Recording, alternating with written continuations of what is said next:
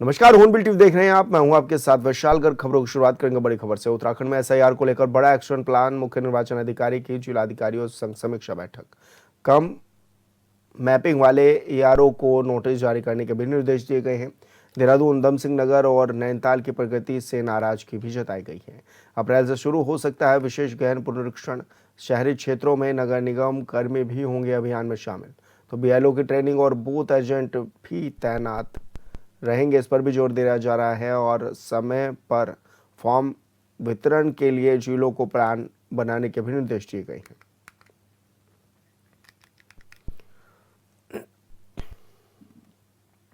और संवाददाता योगेश आर्या हमारे साथ फोन लाइन पर जुड़ गए। योगेश, क्या कुछ तैयारियां हैं एसआईआर को लेकर?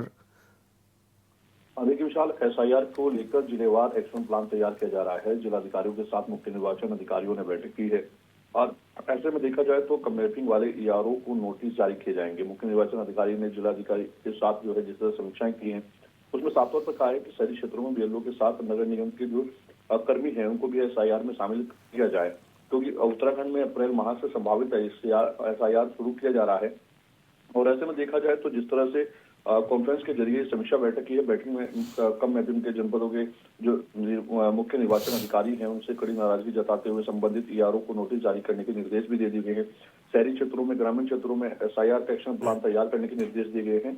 और बताया गया है कि प्रदेश में 87% मतदाताओं की मैपिंग की जा चुकी है, लेकिन जनपद देहरादून, उधम सिंह नगर, नैनीताल में मैपिंग की प्रगति जो है वो कम है। ऐसे में उसको लेकर के कहा गया है कि शहरी क्षेत्रों में निगम के अधिकारी कर्मचारियों को एसआईआर में तैनाती की जाए, उनको बीएलओ की ट्रेनिंग कार्य लगातार करने के निर्देश दिए गए हैं। और साफ तौर पर कहा है कि इनको जोड़कर राजनीतिक दलों के साथ बैठक करने के निर्देश दिए गए हैं। और कहा गया है कि जनपद में गणना प्रपत्र जो है वो पूरी तरह से प्लान के साथ तैयार करके वितरण कराया जाए ताकि ये प्रक्रिया है वो संपन्न हो सके। लेकिन योगेश, अब पक्ष विपक्ष में आपसी तालमेल नहीं है एसआईआर को लेकर, तो ऐसे में आयोग जो है वो किस तरह समन्वय बैठाने की कोशिश कर रहा है कि पक्ष और विपक्ष के नेता जो है इसमें सहयोग भी करें? देखिए, दोनों दलों की बात हो, चाहे पक्ष विपक्षी या अन्य जो दल है संगठन, उनकी बात की जाए तो उनके साथ जो है बैठक की जा चुकी है। उसके साथ साथ एक और बैठक करने के जो है ये कहा गया है। और कहा गया है कि एजेंट की नियुक्ति जो है बूथ लेवल पर जो प्रतिशत के लिए नियुक्ति होनी है उसके निर्देश भी दिए गए हैं। और साफ तौर पर उनके दोनों के समन्वय बिठाकर उनको जानकारी दी जा रही है कि आखिरकार एसआईआर की प्रक्रिया किस तरह से की जा रही है। 2003 की मैपिंग की जा रही है, इसमें 2003 की जो वोटर लिस्ट है उससे मैपिंग करते हुए जो है इसकी प्रक्रिया को आगे बढ़ाया जा रहा है। और साफ तौर पर कहा जा रहा है कि जो एक से अधिक जगह पर जिस व्यक्ति की वोट है उसकी वोट को एक जगह 2003 की मैपिंग के चलते सम्मिलित किया जा रहा है, यानी कि एक व्यक्ति की वोट एक ही जगह पर रहेगी जहां पर उसने 2003 में जो है वोटिंग की थी। जी बिल्कुल योगेश, बहुत शुक्रिया आपका तमाम जानकारी साझा करने के लिए। और देहरादून से बड़ी खबर मिल रही है। मुख्यमंत्री धामी ने राज्यपाल से की शिष्टाचार भेंट। लोक भवन में हुई अहम मुलाकात। राज्यपाल गुरमीत सिंह के साथ विकास मुद्दों पर भी चर्चा। प्रदेश में चल रहे विकास कार्यों की भी इस दौरान दी गई जानकारी।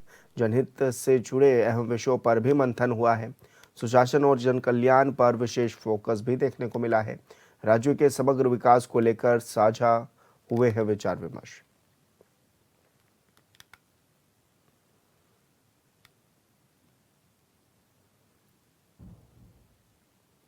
मुख्यमंत्री पुष्कर सिंह धामी ने लव जिहाद, अवैध धर्मांतरण और आतंकवादी गतिविधियों जैसे गंभीर विषयों पर आधारित फिल्म द केरला स्टोरी 2 का अवलोकन किया है।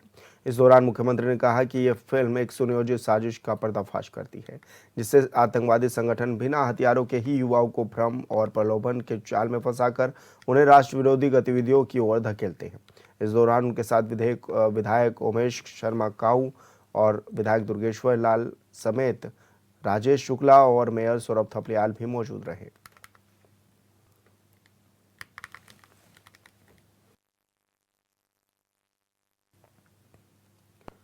मसूरी में कैबिनेट मंत्री गणेश जोशी ने मसूरी देहरादून राष्ट्रीय राजमार्ग पर वाल्मीकि मंदिर के पास क्षतिग्रस्त क्षेत्र का निरीक्षण कर अधिकारियों को तत्काल व्यवस्था सुधारने के निर्देश दिए हैं।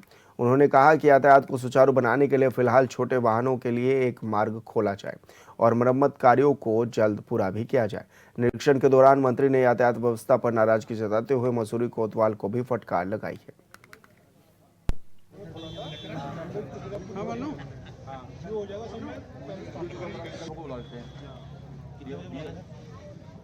वाला कुछ दिन पूर्व किसी व्यक्ति द्वारा अपने पार्क में जो खुदाई कर रहा था उससे NH क्षतिग्रस्त हो गया था, मार्ग अवरुद्ध हो गया था। मुझे बार बार फोन आ रहे थे कि इसको खुलवाया जाए। आज मैं NH की एक्शन को लेकर खुद मौके पर गया हूँ। फिलहाल हम उसको 1 वे के लिए खोल रहे हैं और 5 दिन के बाद पूरा मार्ग खोल दिया जाएगा। इसी प्रकार यमुना से पर्याप्त पानी मिलने के बावजूद कई जगह पानी की दिक्कतें आ रही हैं और मैं जब यहाँ पर जानकारी ली, इसका मतलब डिस्ट्रीब्यूशन सिस्टम में कहीं कमी है। मैंने अधिकारियों को कहा कि 3 दिन के अंदर आप मौके पर जाकर सुनिश्चित करें कि सब जगह पर्याप्त पानी मिल रहा है। इसी प्रकार मसूरी का जो ब्रिज है उसका टेंडर हो गया है और बॉन्ड होने के बाद तुरंत कुछ दिनों बाद उसका काम भी शुरू हो जाएगा, क्योंकि एक बहुत बड़ी समस्या और उसमें हमने एक कंडीशन ये रखी है, अमूमन सरकार के कामों की समय सीमा 9 महीने होती है। हमने कहा कि 4 महीने के अंदर दिन रात काम करके ये पुल तैयार किया जाए और यहाँ की जनता को सुरक्षित किया जाए, यहाँ के टूरिस्ट को सुरक्षित किया जाए ताकि दिक्कत न हो। सरोवर नगरी नैनीताल पहुंचे मुख्य सचिव आनंद वर्धन ने बाबा नीम करोली धाम में चल रहे कार पार्किंग और बाईपास निर्माण कार्य का निरीक्षण किया है। इस दौरान उन्होंने कहा कि 15 जून से नीम करोली धाम में लगने वाले मेले से पहले बाईपास का निर्माण कार्य पूरा हो जाएगा। मुख्य सचिव ने नैनीताल माल रोड में सड़क फू धसाव और रोकथाम के लिए कराए जा रहे सुरक्षात्मक कार्यों का भी स्थलीय निरीक्षण किया है। उन्होंने लोक निर्माण विभाग के मुख्य अभियंता को निर्देश दिए हैं कि भवाली रात्रि घाट बाईपास में कार्य तेजी से करते हुए इस मार्ग में पर्यटन सीजन से पहले यातायात सुचारू किया जाए।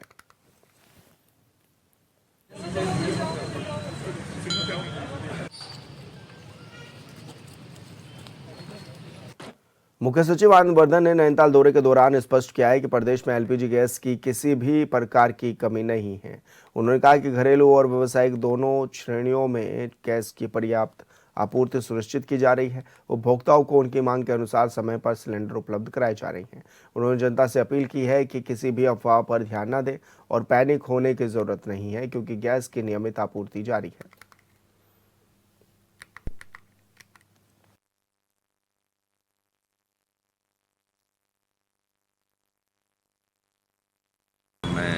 आम नागरिकों से अपील करना चाहूँगा कि डोमेस्टिक LPG सिलेंडर्स की कोई कमी नहीं है, सफिशिएंट स्टॉक है और सफिशिएंट तरीके से उसकी आपूर्ति भी की जा रही है।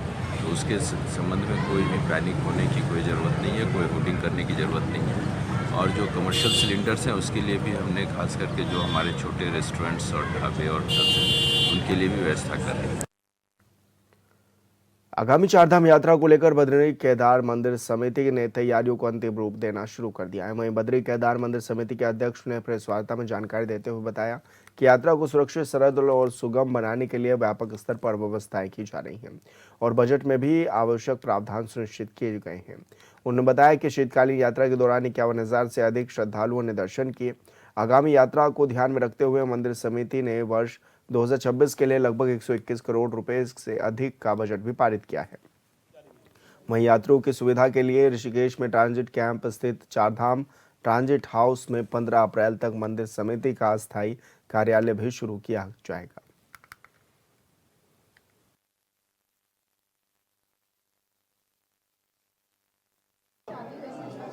अप्रैल माह में शुभारंभ हो रहा है। आगामी यात्रा काल को ध्यान में रखकर श्री बद्री केदार मंदिर समिति ने बजट प्रावधान किए हैं और उल्लेखनीय है कि बद्रीनाथ धाम के कपाट जो है कि 23 अप्रैल 2026 को खुल रहे हैं और 22 अप्रैल को बाबा केदार के कपाट विधि विधान से खुल जाएंगे, जबकि श्री गंगोत्री यमुनोत्री धाम के कपाट अक्षय तृतीया 19 अप्रैल 2026 को खुलेंगे।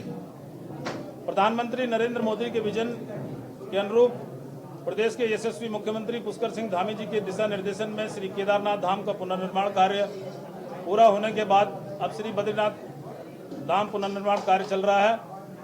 प्रदेश सरकार के स्तर पर धामों में तैयारियां त्वरित गति से चल रही हैं। BKTC का उद्देश्य श्रद्धालुओं को सुरक्षित, सरल और सुगम दर्शन व्यवस्थित करना। इसके लिए बजट में आवश्यक प्रावधान सुनिश्चित किए गए हैं। अभी तक जो 6 मार्च को जो है कि ऑनलाइन पंजीकरण प्रारंभ हुआ था, जिसमें कल तक 6.25 लाख लोगों ने जो है कि चार धाम के लिए अपने पंजीकरण कराए हैं, जिसमें केदारनाथ के लिए 2,66,000 और श्री बद्रीनाथ जी के लिए 1,82,218 श्रद्धालुओं ने, श्री गंगोत्री धाम के लिए 1,15,763 और यमुनोत्री धाम के लिए 1,13,256 श्रद्धालुओं ने पंजीकरण करवाए हैं। ऋषिकेश के लखड़ घाट क्षेत्र में पूर्ति विभाग और पुलिस की संयुक्त टीम ने एक दुकान पर छापेमारी कर व्यावसायिक गैस सिलेंडरों का बड़ा जखीरा बरामद किया है। यह कार्रवाई स्थानीय लोगों की सूचना के आधार पर की गई। छापेमारी के दौरान मौके से बड़ी संख्या में गैस सिलेंडर कब्जे में भी लिए गए हैं। पूर्ति विभाग ने सभी सिलेंडरों को संबंधित गैस एजेंसी के हवाले कर दिया है। वहीं दुकानदार के खिलाफ आवश्यक कानूनी कार्रवाई भी की जा रही है। गौरतलब है कि पिछले कुछ महीनों में भी पूर्ति विभाग ने इस क्षेत्र में 2 अलग अलग स्थानों पर अवैध गैस रिफिलिंग के कारोबार का खुलासा किया था। इसमें जो लकड़घाट क्षेत्र है, इसमें स्थानीय लोगों की द्वारा सूचना दी गई कि यहाँ पर एक दुकान है, इसके अंदर भारी मात्रा में कमर्शियल सिलेंडर रखे हुए हैं। तो मौके में खाद्य की टीम और पुलिस की टीम मौके पर पहुंची। तो मौके पर जब इसको खोला गया तो पता चला कि इसके अंदर काफ़ी मात्रा में 100 से ऊपर यहाँ पर कमर्शियल सिलेंडर रखे हुए हैं। और बताया जा रहा है कि ये जो शॉप है किसी विक्रम नाम के व्यक्ति की है, जो कि यहाँ पर इस समय मौके मौजूद नहीं है। अब जो खाद्य आपूर्ति विभाग वाले हैं, ये अपनी आवश्यक कार्रवाई कर रहे हैं। अगर आवश्यक होगा तो इसमें मुकदमा निकालेंगे। इस विषय में तो जब एक बार इन्वेस्टिगेशन स्टार्ट हो जाएगा तो इन्वेस्टिगेशन के बाद इसमें किया जाएगा। अभी सिलेंडर का क्या किया? अभी सिलेंडर ये जो पूर्ति विभाग वाले हैं पहले इनकी जांच करेंगे, और अगर पूर्ति विभाग वालों को लगता है कि ये सब चीज़ें इलीगल हैं तो वो तहरीर देंगे। उस तहरीर को पुलिस की तरफ मुकदमा लिखा जाएगा। फिलहाल कानून व्यवस्था को स्थापित करने के लिए यहाँ पर हमने पुलिस बल को तैनात किया। और संवाददाता खुशबू गौतम हमारे साथ फोन लाइन पर जुड़ गई हैं। खुशबू, क्या कुछ जानकारी मिल रही है, किस तरह की कार्रवाई देखने को मिली है? इस क्षेत्र के लक्कर घाट में स्थानीय लोगों की सूचना के आधार पर प्रशासन ने बड़ी कार्रवाई करते हुए अवैध रूप से जमा किए गए 135 कॉमर्शियल गैस सिलेंडर को जब्त किया है। मुखबिर की सटीक सूचना पर पुलिस के साथ पहुंची खाद्य पूर्ति विभाग टीम ने दुकान का ताला तोड़ा और इसका पर्दाफाश किया। विभाग की ओर से अब दुकान स्वामी के खिलाफ शिकंजा कसते हुए पुलिस की ओर से बड़ी शिकंजा कसते हुए पुलिस को तहरीर दी गई है खाद्य पूर्ति विभाग की ओर से कि जो है जितने भी जो सिलेंडर एकत्रित किए गए थे उसके मालिक के खिलाफ यहाँ पर कानूनी कार्रवाई की जाएगी। लेकिन खुशबू, ये इतना बड़ा जखीरा जो बरामद हुआ, अब ऐसा तो नहीं है कि बिना गैस एजेंसी के मिलीभगत के ये सब हो गया हो? क्योंकि अगर 100 से अधिक सिलेंडर हैं तो इसमें बड़े लोग भी शामिल होंगे, क्योंकि अकेला तो ये व्यक्ति इस तरह के काम नहीं कर सकता। तो क्या पुलिस अब इस कड़ी में भी काम कर रही है कि कौन इसके पीछे गैंग हो सकती है? जी विशाल, मैं आपको बता दूं कि समय समय पर जब से एलपीजी सिलेंडर की किल्लत देखी गई है तो खाद्य पूर्ति विभाग और पुलिस की टीम की ओर से जगह जगह दबिश की जा रही है। इससे पहले भी कई सारे सिलेंडर बरामद की गई है। ऐसा माना जा सकता है कि इसके पीछे कोई बड़े व्यक्ति का भी हाथ हो सकता है। और साथ ही साथ आपको बता दूं कि जो एलपीजी सिलेंडर के जो एकदम एजेंसी है वो भी इनके पीछे मिलीभगत उनकी हो सकती है। जी बिल्कुल खुशबू, बहुत शुक्रिया आपका तमाम जानकारी साझा करने के लिए। चंपावत जिले में जन समस्याओं का अधिकारी की ओर से गंभीरता से संज्ञान न लेने पर जिलाधिकारी चंपावत मनीष कुमार ने जनता मिलन कार्यक्रम में अधिकारियों को फटकार लगाई है और जन समस्याओं को गंभीरता से लेने के कड़े निर्देश भी दिए हैं। जिलाधिकारी ने कहा है कि अगर जनता की समस्याओं का समय पर समाधान नहीं हो रहा है तो हम लोग यहाँ पर क्यों बैठे हैं। उन्होंने सभी अधिकारियों को अपनी कार्यप्रणाली में सुधार लाने और जन समस्याओं पर धरातल पर कार्य करने के भी कड़े निर्देश दिए हैं। लोहाघाट में बढ़ती पेयजल समस्या और आगामी ग्रीष्मकाल में संभावित जल संकट को देखते हुए पालिका और जल संस्थान की अहम बैठक हुई है, जिसकी अध्यक्षता नगर पालिका अध्यक्ष गोविंद वर्मा की ओर से की गई है। बैठक में नगर के कई क्षेत्रों में पेयजल आपूर्ति के वर्तमान स्थिति पर विस्तार से चर्चा भी की गई है।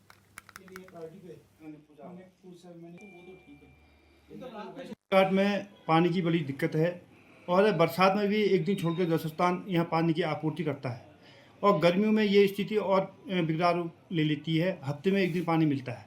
इसको देखते हुए जल संस्थान के हमारे ई साहब और जे साहब तीनों आए थे और हमारे समस्त सभासदगण भी मीटिंग में आए हुए थे और ये निर्णय लिया गया कि आज जल संस्थान को हमने आदेश किया कि गर्मियों से पहले आप मुख्य टैंक के जो पानी के हैं और जल स्रोत हैं उनकी सफाई के साथ साथ जो लीकेज है तुम्हारा और नालियों में पाइप है इनको शिफ्ट करने का प्रयास करें।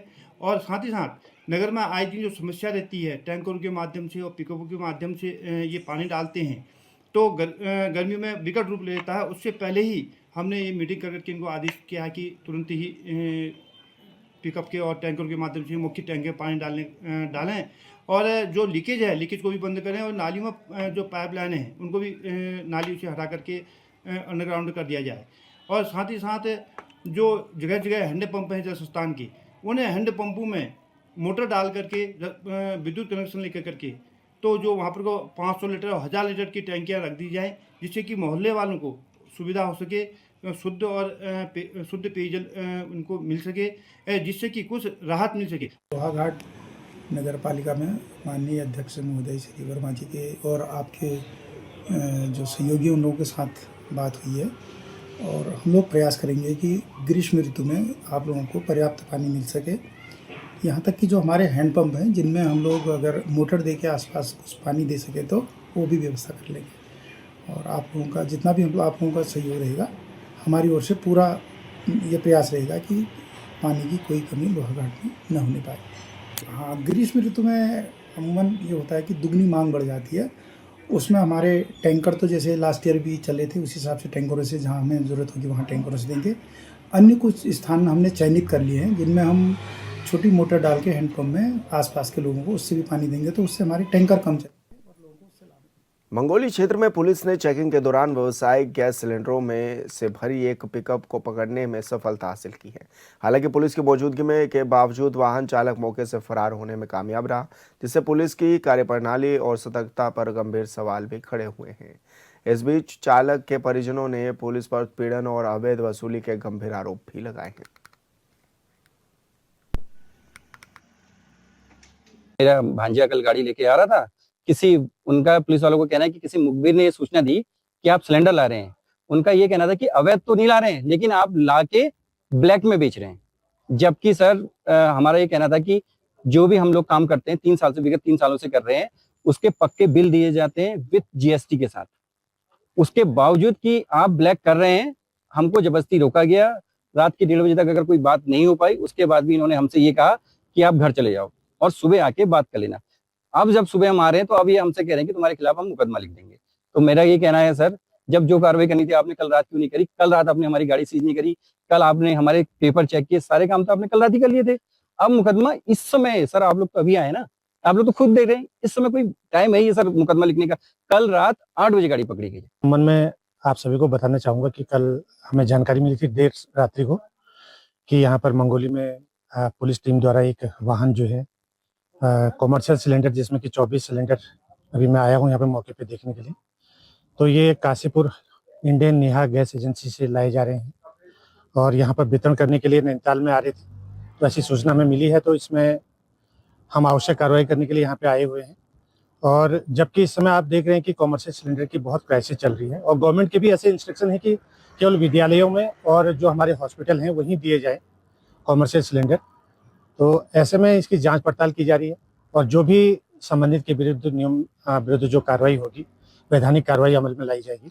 एक्चुअली इनके लिए ऐसे निर्देश हैं कि जो भी ये जो डिस्ट्रीब्यूटर हैं ये केवल अपने रजिस्टर्ड उपभोक्ताओं को ये दे सकते हैं जो हमारे व्यावसायिक सिलेंडर हैं और इनके पास सबसे पहले लीगल डॉक्यूमेंट होना चाहिए और यदि लीगल डॉक्यूमेंट पाए जाएंगे तो निश्चित रूप से वो सही है और अगर नहीं पाए जाते हैं तो संबंधित के खिलाफ जो है वैधानिक कार्रवाई।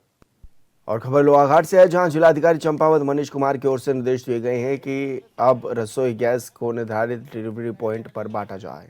ऐसे में बीते मंगलवार को लोहाघाट गैस सर्विस के प्रबंधक उमेश सिंह ने निर्देश पर क्षेत्र के पाटन पुल, PWD कॉलोनी और तमाम क्षेत्रों में रसोई गैस सिलेंडर का वितरण भी किया गया है।